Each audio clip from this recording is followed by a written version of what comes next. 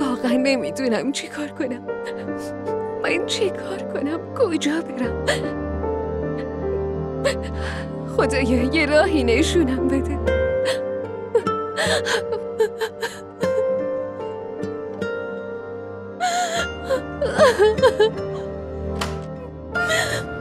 مهری،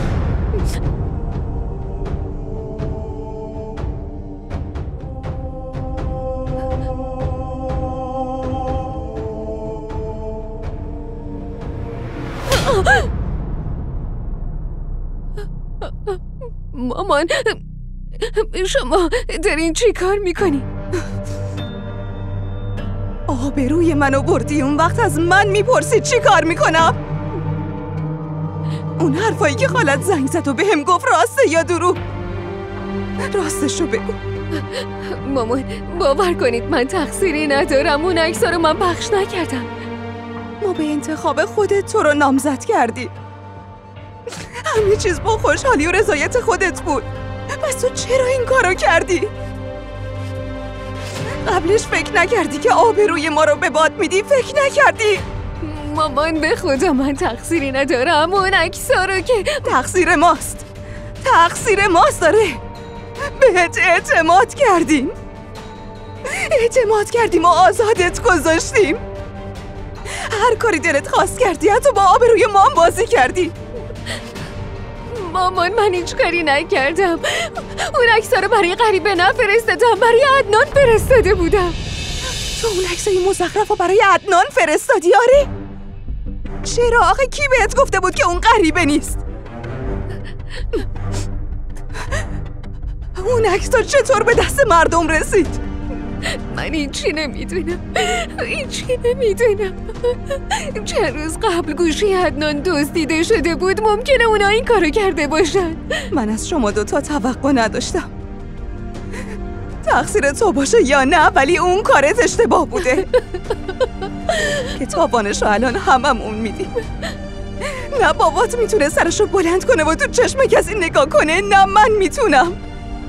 و آبجی اون واضح گفت که این وصلتو به هم میزنه. کی با تو ازدواج میکنه؟ نه اینجوری نمیشه. من با عدنان حرف میزنم، اون باید به خاله بگه. اون همه واقعیتو میدونه مامان. زن باید خودش از آبروش محافظت کنه. یه بار اگه آبروش بره دوباره بر نمیگرده. دیگه کسی ازش چیزی نمیپرسه، بهش نگام نمیکنه. کی میره از عدنان بپرسه؟ من آبجی رو میشناسم. اون هیچ وقت راضی نمیشه. هیچ وقت راضی نمیشه. مامان برو اونور مهری. تو چرا این کارو کردی؟ هممونو نابود کردی. مامان حداقل شما منو درکم کنید. کی الان باهات ازدواج میکنه؟ چطور با مردم چش تو چش بشیم؟ مامان خواهش میکنم.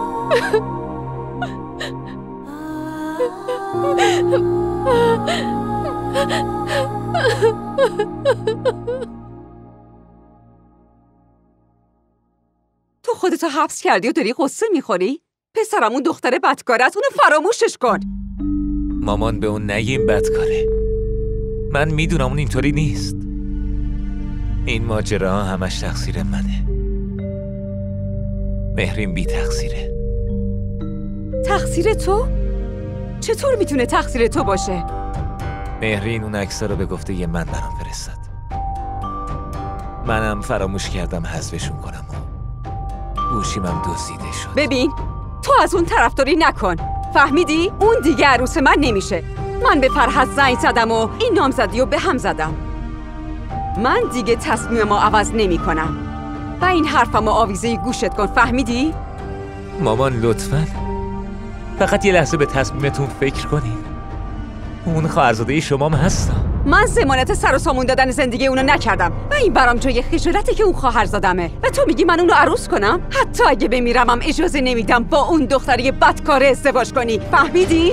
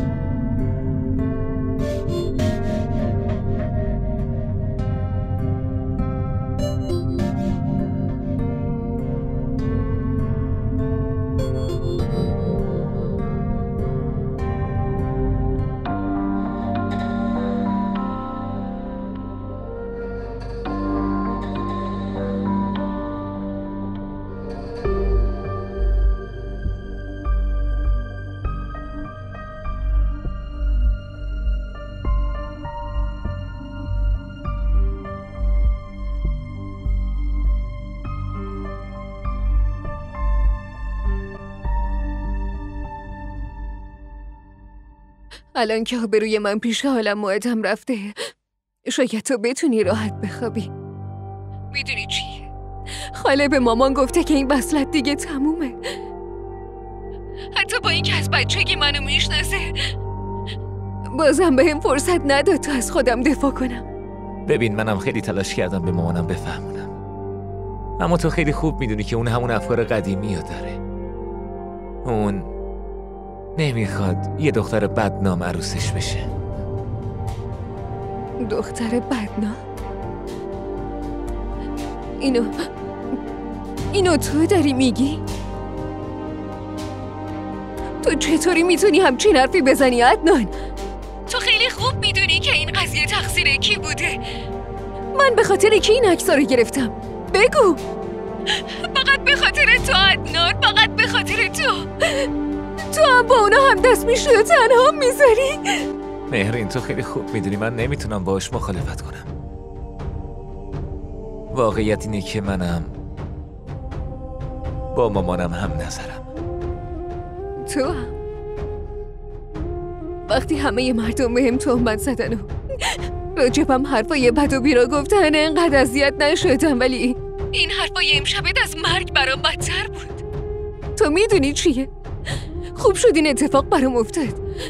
خیلی خوب شد که این اتفاق افتاد. نتیجه یه کار اشتباه خب معلومه اشتباهه. دینمون چیزی که گفته بود گناه رو انجام بدم، پس باید مجازات می شدم.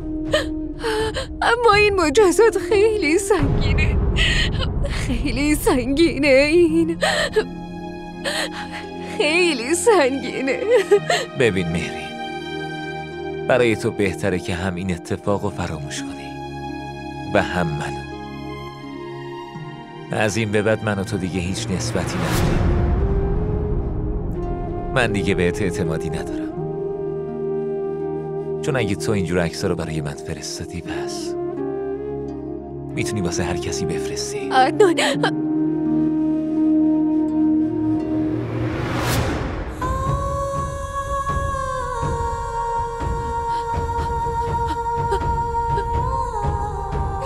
چون اگه تو اینجور عکس‌ها رو برای من فرستادی پس میتونی واسه هر کسی بفرستی.